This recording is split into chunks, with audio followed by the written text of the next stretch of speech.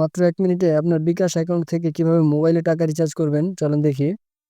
প্রথমে চলে যাব ফোনের ডায়াল প্যাডে। তো ফোনের ডায়াল প্যাডে আসার পর এখানে আমরা ডায়াল করব *247#।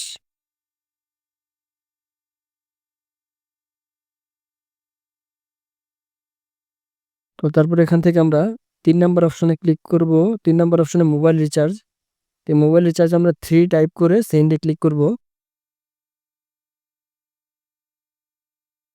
তারপর এখানে আমি রবি সিম ব্যবহার করি, তাই আমি রবিতে 1 টাইপ করে সেন্ড এ ক্লিক করে দিব। আপনারা যেই সিম ব্যবহার করেন সেই নাম্বারে টাইপ করে সেন্ড এ ক্লিক করে দিবেন।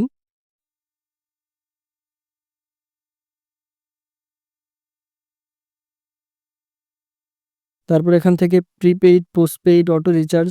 তো আমি প্রিপেইড দিয়ে দিব, তাই 1 টাইপ করে সেন্ড এ ক্লিক করে দিব। তারপর এখান থেকে own number, enter others number. আমি ইন্টার আদার্স নাম্বার 2 টাইপ করে সেন্ড এ ক্লিক করব। এখানে আমরা যেই নাম্বারে টাকা রিচার্জ করতে চাচ্ছি সেই নাম্বারটা দিয়ে দিব।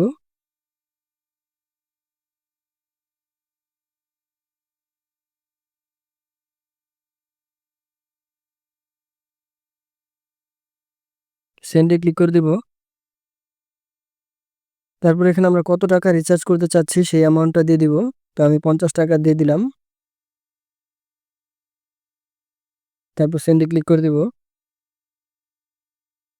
তো এখানে আমাদের বিকাশের পিন নাম্বারটা দিয়ে সেন্ড এ ক্লিক করে দিলে আমাদের মোবাইল রিচার্জ কমপ্লিট। তো আমি পিন নাম্বারটা দিয়ে দিতেছি।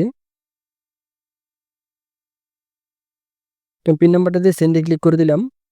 তো আমাদের মোবাইল রিচার্জ করা কমপ্লিট। তো আপনারা এভাবে চাইলে খুব সহজেই আপনার বিকাশ অ্যাকাউন্ট থেকে মোবাইলে টাকা রিচার্জ করে নিতে পারেন। তো আমার ভিডিওটি এই পর্যন্তই ছিল। ভিডিওটি ভালো লাগলে অবশ্যই আমাদের চ্যানেলটি সাবস্ক্রাইব করে রাখবেন। দেখা হবে পরবর্তী ভিডিওতে। সবাই ভালো থাকবেন।